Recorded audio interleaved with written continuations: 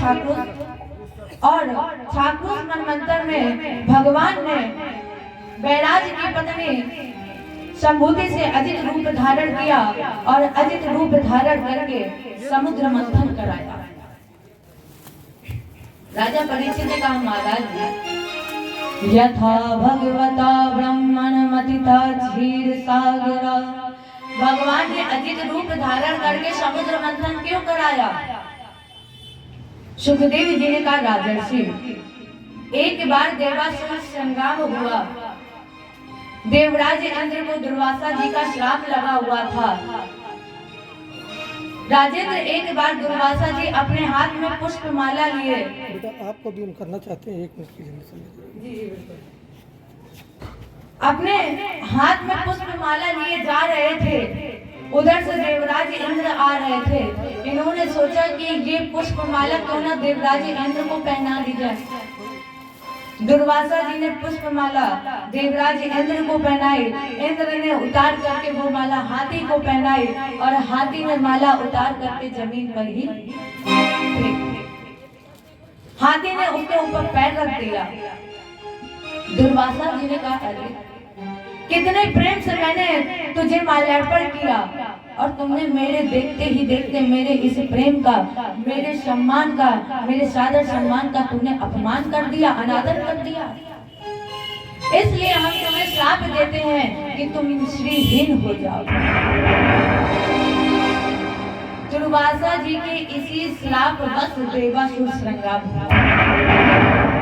इंद्र की पराजय हुई और जब इंद्र हार गए तब इन्होंने ठाकुर जी को याद किया, प्रार्थना की, प्रभु अवद्रियम सत्य मुनि मात्मध्याम अगोहाशयम निशिकलम कुदत्रयम मनोद्रयानम वचशान रूतम मम महे देव वरम वरणम।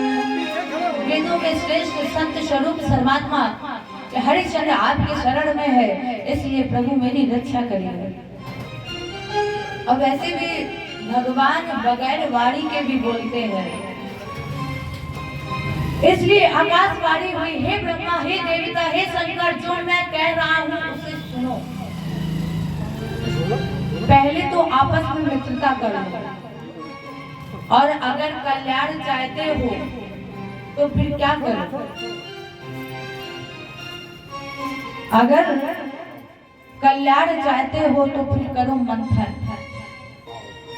मंथन करने के लिए तुम्हें क्या करना पड़ेगा?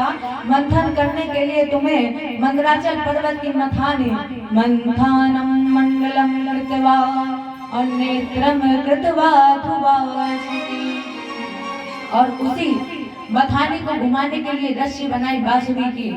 परिणाम स्वरूप देवता और दैत्य ने मंदराचल पर्वत को उखाड़ लिया और जब उखाड़ करके लेकर चले तो वो मंदराचल पर्वत रास्ते में ही गिर गया। चूड़यानास नहता बारेण कनिका चला।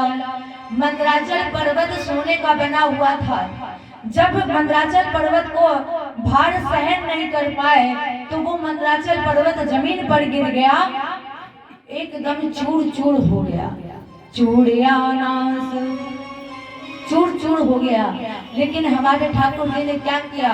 जिस तरह एक बच्चा गेंद को उठाता है उसी तरह हमारे भगवान ने उस मंदराचल पर्वत को उठाया, गरुड़ की पीठ पर रखकर मंदराचल पर्वत को समुद्र में स्थापित कर दिया। देवता और दैत्य पहुंचे वासुकीनाथ के पास, कहा महाराज जी रस्सी बनवाइए। लेकिन वासुकी जी ने कहा, ये बताइए कि जब हम मथानी रूपी मंदराचल पर्वत को लेकर जाएंगे तो एक तरफ खींचेंगे दैत्य और दूसरी तरफ खींचेंगे देवता, तो हमारी तो हड्डी पसली टूट जाएगी, इसलिए ये कार्य हमसे नहीं होगा। हाँ, एक कार्य हो सकता है, हम तुम्हें अमृत देंगे। अब देखो, लोग ये कहते हैं कि मनुष्य स्वार्थी है। मनुष्य तो बाद की श्रेणी है। सबसे ज्यादा स्वार्थ से प्रेम अगर करते हैं तो वो है सुर। सुर माने देवता। देवता सबसे ज्यादा स्वार्थी है। स्वार्थ लाभ करे सब प्रीति, असुर नर मुनि सबकी गहरी। सबसे पहले स्वार्थ से प्रेम करते हैं सुर, सुर माने देवता, इसके बाद नर, नर माने मनुष्य, फिर संत। कहा महाराज जी ये कार्य हमसे नहीं होगा, लेकिन हम तुम्हें फल देंगे, अमृत देंगे। अब प्रश्न ये उठा कि मुख की तरफ कौन रहेगा और पूंछ की तरफ कौन रहेगा। एक बात हमेशा याद रखना राजा, व्यक्ति जैसा करता है उसके साथ वैसा ही करना चाहिए। जो व्यक्ति अगर उल्टी बात करता है तो हमेशा उसके साथ उल्टा ही चलना चाहिए। यही युक्ति इंद्र ने निकाली और कहा कि हम रहेंगे मुंह की तरफ और तुम रहो पूंछ की तरफ। दैत्य बोले फिर ये मंथन नहीं होगा। क्यों? बोले हमने तुम्हें युद्ध में हरा दिया है, इसलिए बड़े हम हैं, इसलिए मुख की तरफ हम रहेंगे। परिणाम स्वरूप दैत्य लग गए मुख की तरफ और देवता लग गए पूंछ की तरफ। और जब भगवान देवताओं के साथ जैसे ही मंथन प्रारंभ हुआ तो सबसे पहले हल निकला, हलाहल कापूत नाम का विष। जैसे ही ये विष निकला, जितने भी जल जंतु थे सब मृत प्राण हो गए। तीनों लोगों में विष की लपटें व्याप्त हो गई और जैसे ही तीनों लोगों में विष की लपटें फैल गई, उस समय अजित भगवान ने आवाज लगाई, हे भोले बाबा, देव देव महादेव, भूतात्मन भूत भावन, अत्राहि मां शरणाम पन्ना त्रैलोक्याम देनाधीश। आवाज लगाई, कैलाश के निवास नमो बार बार। केवल भोले बाबा ऐसे हैं जो विष का पान कर सकते हैं, किया भी है। कैलाश के निवास नमो बार बार, नमो बार बार। आयो आयो आयो शरण तिहारी नमो बार बार। आयो शरण तिहारी कैलाश के निवास नमो बार बार, नमो बार बार। आयो आयो आयो शरण तिहारी नमो बार बार। आयो शरण भक्तों को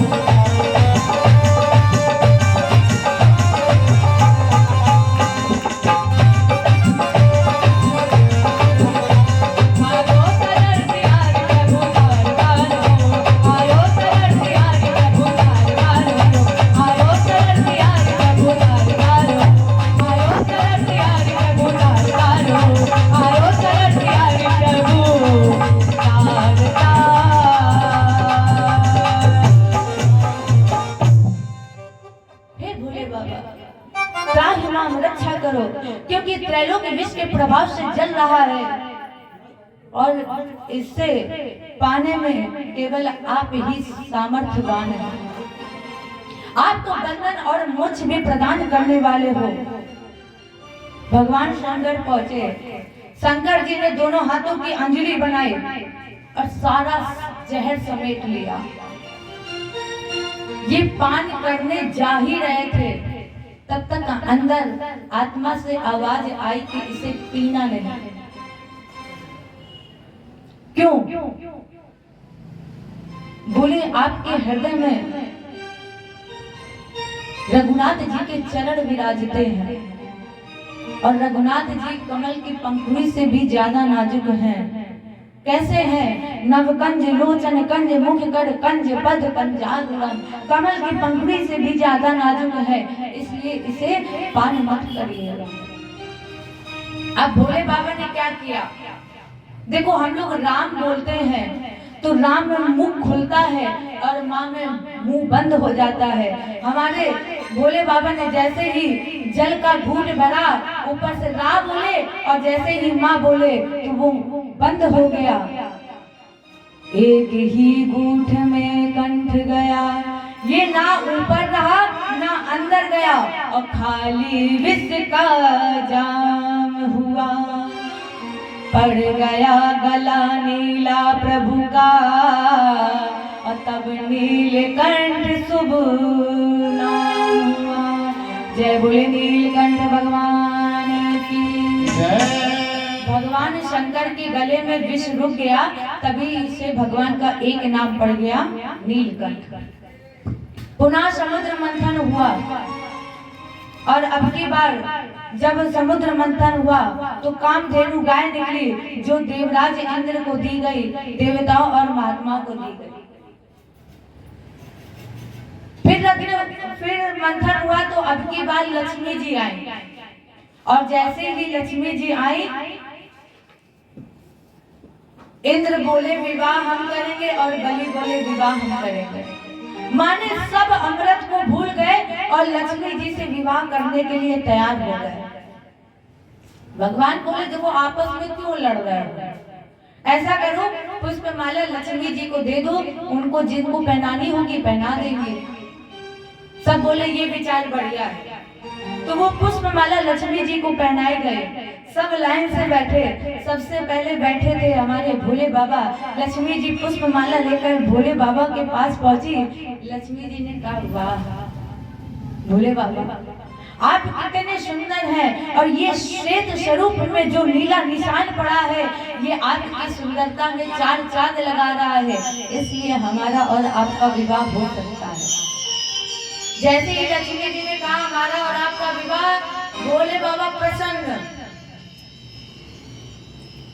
लक्ष्मी जी ने कहा लेकिन, अब प्रसन्न होने के बाद लेकिन आ गया तो भोले बाबा ने कहा लेकिन क्या? लक्ष्मी जी ने कहा आप हिमालय में रहते, हिमाचल पर्वत पर रहते, इसलिए हमारा और आपका विवाह नहीं होगा। आगे बढ़ी, दूसरे आसन पर बैठे थे ब्रह्मा जी। लक्ष्मी जी ने कहा देखो, हमारा तुम्हारा विवाह हो सकता था, लेकिन आपको गुस्सा बहुत आता है, इसलिए हमारा और आपका विवाह नहीं होगा। आगे बढ़ी, तीसरे आसन पर बैठे थे इंद्र। लक्ष्मी जी ने कहा तेरा और मेरा विवाह तो हो ही नहीं सकता है। क्यों?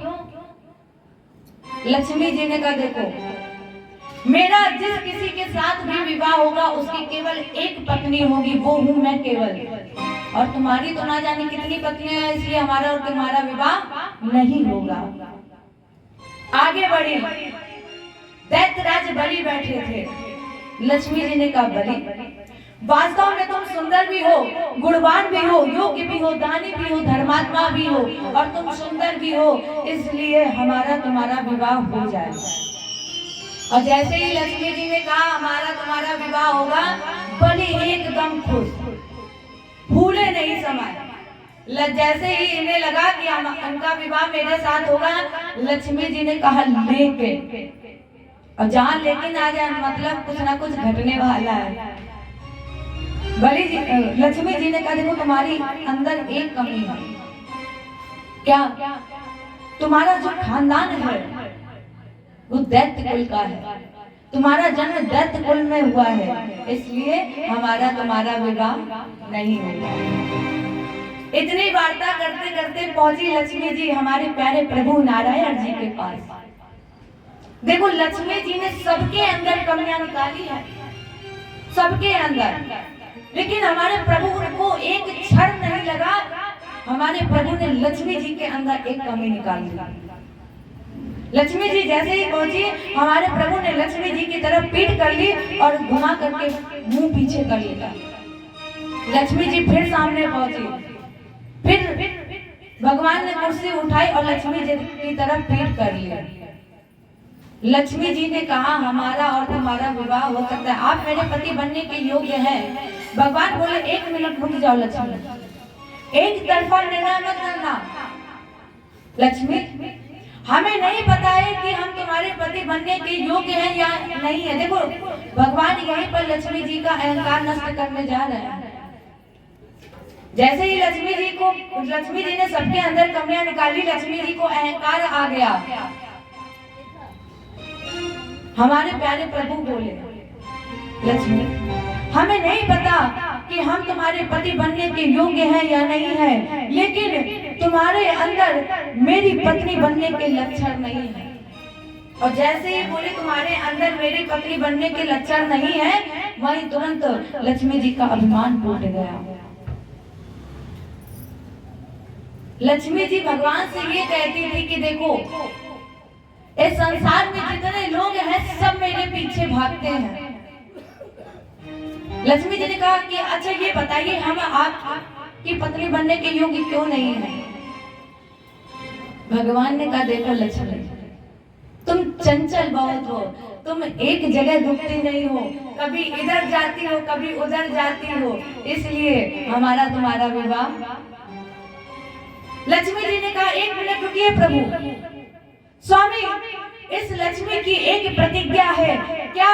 बोले जहाँ जहाँ प्रभु आपके चरण होंगे वहीं वहीं लक्ष्मी होगी। माने अगर आप लक्ष्मी जी को चाहते हैं, पाना चाहते हैं, तो लक्ष्मी के पीछे मत भागिए, हमारे प्यारे प्रभु नारायण जी को खुश कर लीजिए, उनकी सेवा करिए, लक्ष्मी अपने आप ही आपके पास आएंगे।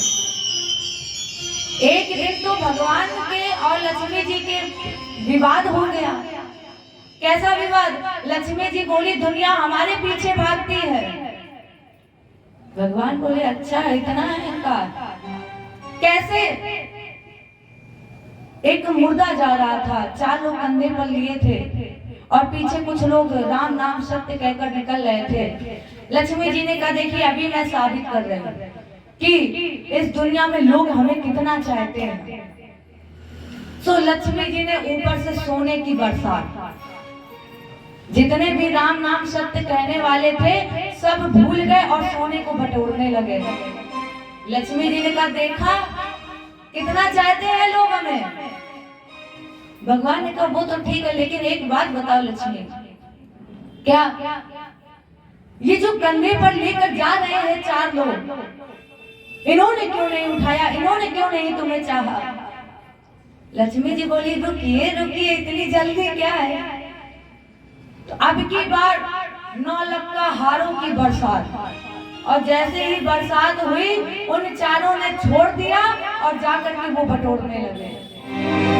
लक्ष्मी जी बोले देखा चाहते हैं हमें कि नहीं चाहते हैं। उनमें से एक व्यक्ति ऐसा था जो कुछ ले जाना ही भूल गया था, तो उसने मुर्दे के ऊपर से कफन उठाई और वो कफन में ही बटोरने लगा। लक्ष्मी जी बोली देखा। भगवान बोले अच्छा ये तो ठीक है, एक बात बताओ लक्ष्मी, ये जो लेटा हुआ है ये क्यों नहीं उठा रहा? लक्ष्मी जी ने कहा ये मर गया है। भगवान बोले ये मर गया क्या होता है?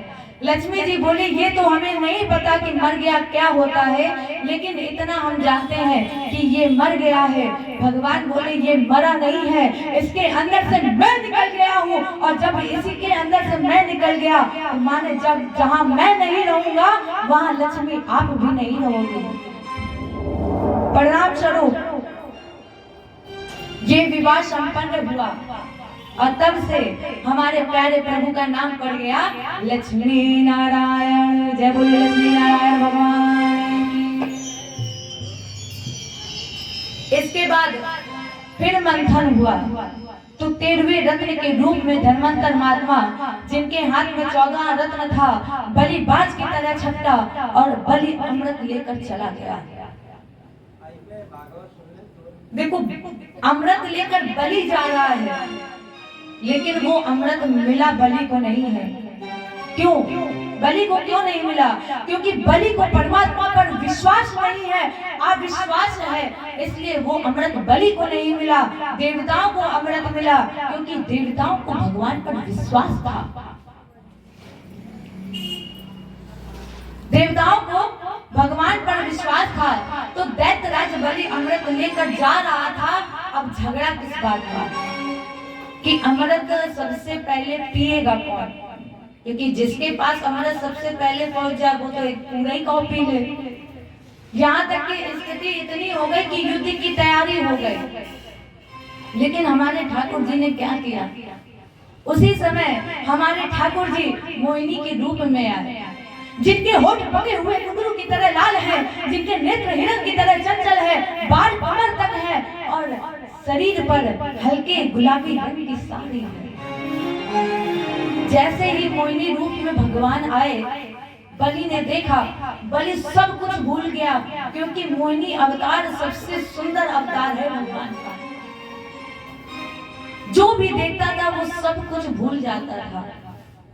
बलि ने देखा, सब कुछ भूल गया और देवी से कहा, देवी तुम मेरी पत्नी बन जाओ और ये जो अमृत कलश है, इस अमृत कलश को लेकर इसका बंटवारा कर दो।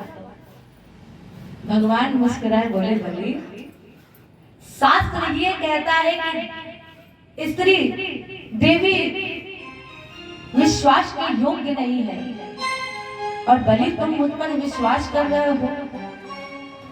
बलि ने कहा, देखो, अच्छा आप लोगों से एक प्रश्न है, बताइएगा, माताओं से प्रश्न है, आप लोग अपनी बुराई अपने मुख से करती हो? नहीं करती। ये देवी के अंदर, ये हर एक के अंदर गुण है कि कोई अपनी बुराई अपने मुख से नहीं करता है, सब अपने मुख से अपनी बड़ाई करते हैं। और देवी, अगर तुम अपने मुख से अपनी बुराई कर रही हो, इसका मतलब तुम विश्वास के योग्य हो। जो देवी अपनी बुराई अपने मुख से करे वो विश्वास के योग्य होती है। इसलिए देवी तुम मेरी पत्नी बन जाओ और ये अमृत कलश लेकर बंटवारा कर दो। परिणाम स्वरूप बलि ने अमृत दे दिया मोहिनी भगवान के हाथ में। भगवान ने दैत्य और देवताओं को एक एक पंक्ति में बैठाला। एक हाथ में भगवान के अमृत कलश और दूसरे हाथ में मदिरा माने शराब। अमृत वाला हाथ भगवान ने देवताओं की तरफ और मदिरा वाला पीछे की तरफ। नृत्य प्रारंभ हुआ। अमृत दे रहे थे देवताओं को और मदिरा दे रहे थे दैत्य को, और उसी में बैठा था प्रहलाद की बुआ का पुत्र राहु। उसने सोचा, जब लोग नृत्य करते हैं तो हाथ पैर हिलते हैं, लेकिन ये पता नहीं कैसी है, नृत्य कर रही है, इसके हाथ एक ही जगह है, ना इधर हो रहे ना इधर हो रहे। इनमें शंका हुई तो एकदम से देवताओं की पंक्ति में जाकर सूर्य और चंद्रमा के बीच में बैठ गए। जैसे ही अमृत राहु के हाथ में पड़ा, राहु ने अमृत पिया, सूर्य और चंद्रमा ने इशारा किया, प्रभु अनर्थ हो गया है। क्या हुआ? अमृत वाला अमृत ये राहु ने पी लिया है। और जैसे ही प्रभु को पता चला तो चक्रेण छुरधारेण, भगवान ने चक्र के द्वारा इसका सर काट दिया। चूंकि ये अमृत पी चुका था, इसलिए इसके दो भाग हुए। ब्रह्मा जी ने इसे देव योनि में सम्मिलित कर लिया। 9 ग्रहों में इसका पूजन होने लगा, जिसका नाम पड़ा राहु और केतु। यहाँ फिर देवासुर संग्राम हुआ। दैत्यराज इसमें मारा गया। शुक्राचार्य जी मृत संजीवनी विद्या के प्रभाव से बलि को जीवित कर ले गए। देखो, समुद्र मंथन में 14 रत्न निकले हैं। और 14 रत्नों का बंटवारा हुआ और इन सब से एक संदेश मिला, क्या? मान सहित विष खाएंगे शंभु भय जगदीश, अपना मान अमृत पिए राहु कटायु, प्रेम वारुणी छान के वरुण भय जगदीश, अप्रेम हिते विष पान कर पूजे जात गिरीश। अंतर क्या हुआ? जिन्होंने अमृत पिया वो केवल देव कहलाए और जिन्होंने जग कल्याणार्थ के लिए जहर पिया वो देवों के देव महादेव कहलाए। माने जिसने निज कल्याण के लिए जितने कार्य हमने अपने और आपके लिए किए हैं वो केवल देव कहलाए और जिन्होंने जग कल्याण के लिए कार्य किया है वो देवों के देव महादेव कहलाए।